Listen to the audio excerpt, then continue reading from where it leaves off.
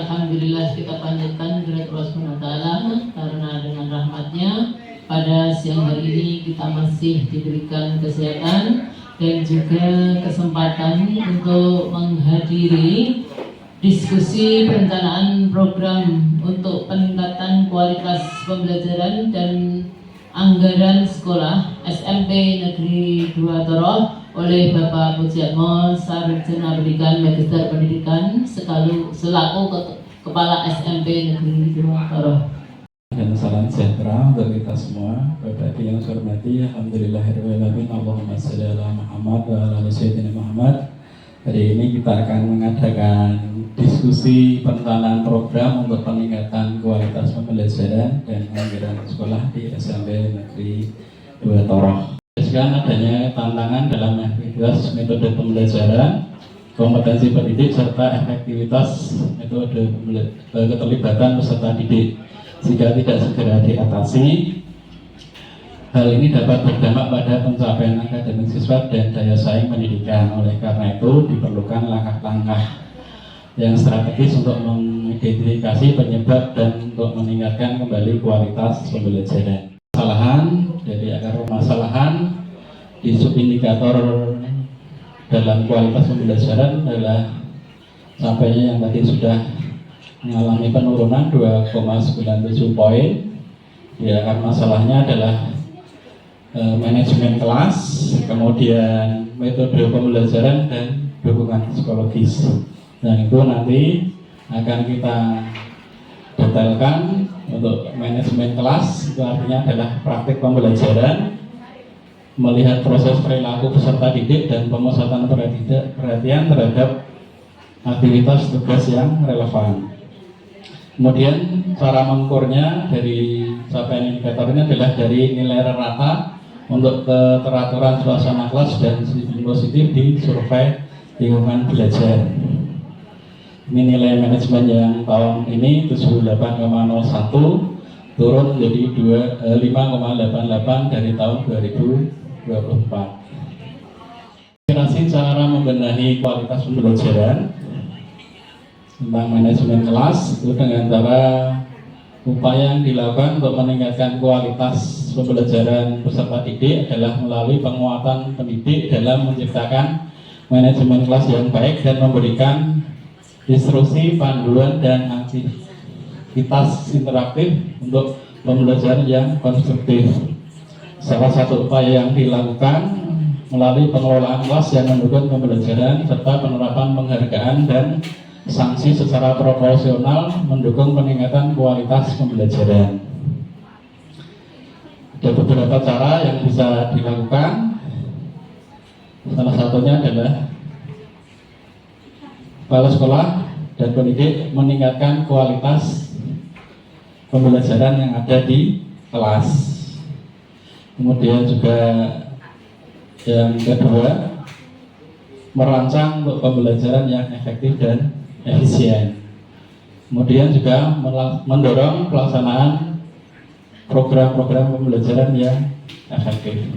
Nanti mohon masukan dari Bapak Ibu semuanya supaya kualitas pembelajaran kita meningkat.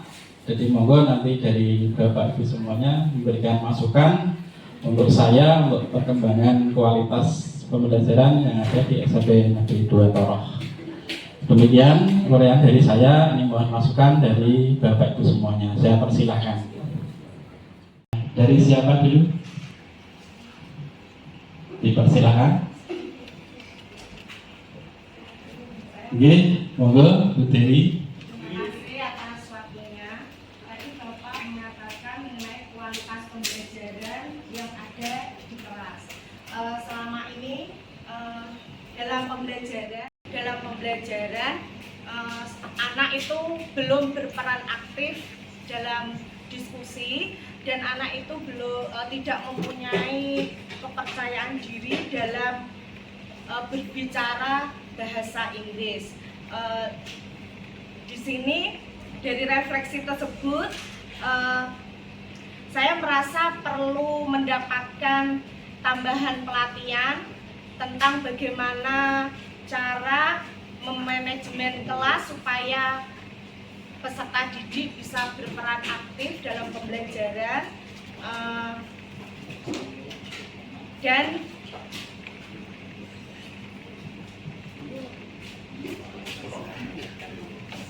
sehingga peserta didik termotivasi. Oke, bahasa Inggris ya. Mengajar kelas berapa nggih? Kelas 8, Pak. Kelas 8. Jadi kesulitannya tadi siswa dalam diskusikan materi, cara penyampaiannya. Waktu yang diberikan pada saya langsung aja untuk permasalahan di kelas pada saat pembelajaran, khususnya kemarin saya itu mengajar di kelas berapa. Dalam pembelajaran itu saya menggunakan pembelajaran dengan cara ceramah dan diskusi dalam kelompok. Tapi dalam diskusi yang saya harapkan mungkin yang pada saat pembelajaran mungkin menyenangkan, enak gitu ya. Tapi kenyataannya pada saat pelaksanaan itu sudah saya berikan kelompok. Padahal saya hanya membagi kelompok kecil, satu kelompok hanya saya dalam kelompok itu saya arahkan nanti misalnya ada 2 materi, ada 2 soal dan sebagainya, kita bagi. Jadi anak tersebut itu tidak seenaknya sendiri. Dalam hal ini anak tersebut nantinya tidak diam sendiri. Nah, ternyata setelah saya seperti itu dalam kelompok, masih ada juga anak yang tidak memperhatikan. Dia itu hanya terpaku hanya pada satu anak yang disuruh untuk mengerjakan. Kemudian nanti juga dia akan menyampaikan juga anak tersebut. Nah, ini bagaimana caranya untuk mengatasi permasalahan tersebut. Terima kasih.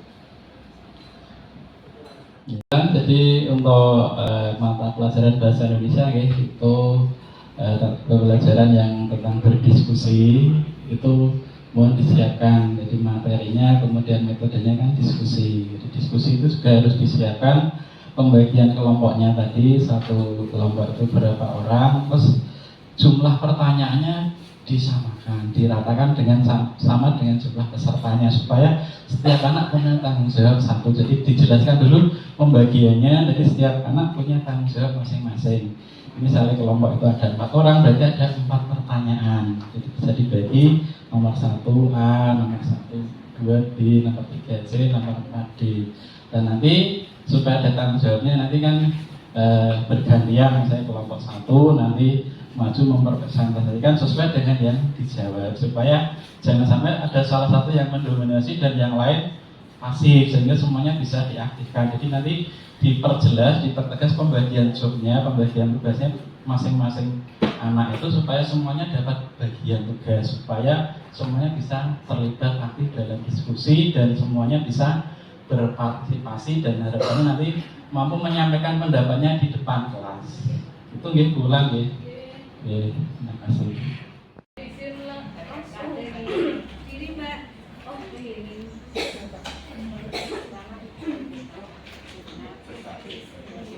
Sebelumnya terima kasih atas kesempatannya Pak. Mohon izin langsung mengutarakan aspirasi. Ini sebetulnya bukan dari saya, tetapi dari wali murid. Wali murid ada yang menyarankan untuk bagaimana kalau peserta didik ketika main kelas nanti diacak seperti itu, karena ada beberapa peristiwa yang kurang menyenangkan ketika di kelas, yaitu terkait seperti tadi manajemen kelas itu masih terkait seperti itu Pak. Jadi wali murid menyarankan untuk peserta didiknya diacak ketika naik kelas seperti itu. Terima kasih. Bagi wali kelas bahwa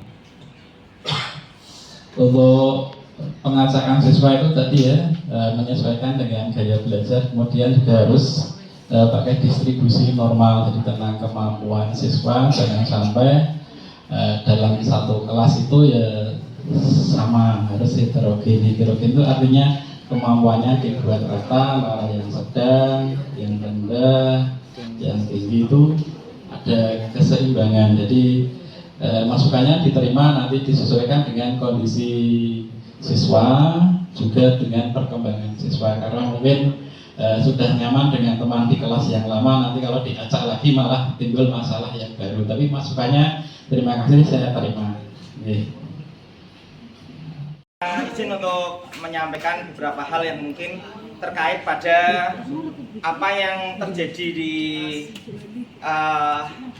sekolah kita, yaitu terkait pada update perkembangan kurikulum yang ada, di mana mungkin seperti yang kita ketahui bahwa di era sekarang kurikulumnya mungkin sudah ada update lagi, yaitu yang namanya deep learning, di mana untuk meraih atau kita memperbaiki rapot kita yang kurang itu, dari kita, bahkan dari saya mungkin sendiri, kita itu hanya mendengar istilah deep learning itu apa dan bagaimana. Kalau kita bicara artinya, insya Allah kita tahu bahwa deep itu dalam, learning itu pembelajaran. Nah, untuk mengenai hal tersebut, mungkin dari kami selaku guru, untuk meningkatkan kemampuan kita, kira-kira untuk langkah dari sekolah, untuk SMP 2 Toro itu, untuk mengantisipasi dan juga menyambut dengan era kurikulum baru itu, nanti untuk kami selaku guru, itu kira-kira dari fasilitas atau mungkin dari sarana yang diberikan dari pihak sekolah dan apa yang harus kami lakukan untuk bisa memahami dan juga menyambut dari kurikulum tersebut. Maka Bapak, terima kasih dari saya. Akhir kata, wassalamualaikum warahmatullahi wabarakatuh. Terima kasih Pak Heru atas usulannya dan masukannya tentang deep learning ya. Ini juga hal yang baru, Bapak Ibu bisa mempelajari secara mandiri melalui pelatihan-pelatihan yang ada secara mandiri. Yang kedua, nanti akan diagendakan untuk kombel kita supaya membahas tentang deep learning. Kemudian bisa juga nanti ditambahi lagi kegiatan IHT yang setiap tahun kita adakan. Mudah-mudahan nanti dari Bapak Ibu belajar mandiri melalui workshop-workshop itu, kemudian juga melalui kombel yang ada di kita, kombel juara, juga nanti ada IHT. Harapannya untuk deep learning yang memang baru itu Bapak bisa memahami lebih baik, lebih jelas tentang pembelajaran yang mendalam. Jadi itu dari saya. Terima kasih Pak Heru. Dari tadi masukan dari Bapak Ibu semuanya ke program-program untuk peningkatan kualitas pembelajaran, nanti mohon Bapak Ibu membuka lagi rapot pendidikan, kemudian dicek akar masalahnya, dipahami, dan Bapak Ibu mengikuti pelatihan yang ada di ruang GTK. Kemudian juga bisa mengikuti pelatihan mandiri, juga bisa nanti kita bahas bersama di Kombel Juara, juga nanti akan dilaksanakan kegiatan IHT Industri Training di SMP Negeri 2 Toro. Itu kesimpulan dari kegiatan kita pada hari ini. Terima kasih. Untuk dibuka HP-nya atau bawa laptop, silakan dibuka untuk selanjutnya membuka rapot pendidikan. Nanti pakai akun belajar ya, akun belajar Bapak Ibu semuanya. Sudah. Nanti setelah dibuka, di enter, kemudian diklik di rapot pendidikan, sudah muncul sampai Negeri 2 Toro. Kemudian bisa dilihat bagaimana situasi yang dihadapi saat ini, tentang ada beberapa yang naik tapi ada yang turun, yaitu karakter dan kualitas pembelajaran yang kita bahas. Jadi ini nanti setelah Bapak Ibu buka, dipelajari akar masalahnya dari peningkatan tadi kualitas pembelajaran, kemudian apa saja yang bisa dilakukan. Terus kemudian juga ada klik sebelahnya, inspirasi benahi. Di situ nanti akan ada beberapa materi di pojokan. Dilihat materinya di ruang GTK. Ini Bapak Ibu bisa belajar mandiri di ruang GTK tersebut. vaksin lagi pakai akun Belajar ID. Kemudian nanti bisa mempelajari pelatihan yang ada di ruang GTK. Itu nggih Bapak Ibu. Nggih. Jadi silakan untuk dipelajari, ditindaklanjuti untuk akar masalahnya dan bisa mengikuti pelatihan mandiri yang ada di ruang GTK. Itu ada beberapa cara, ada 1, 2, 3 dan sampai selanjutnya. Jadi ragam konten pengembangan diri tentang manajemen kelas, kemudian jadi bagaimana implementasi pembelajaran pada murid dan seterusnya. Jadi nanti bisa di situ tentang disiplin positif juga, tentang yang lain-lain. Nanti silahkan dibuka semuanya, dipelajari. Harapannya nanti kualitas pembelajaran yang tadi turun itu nanti di tahun berikutnya bisa meningkat.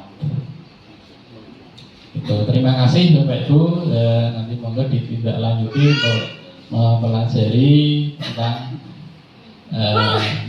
rapat pendidikan yang di dalamnya ada ruang GTK. Itu tempat kita untuk nanti belajar mandiri.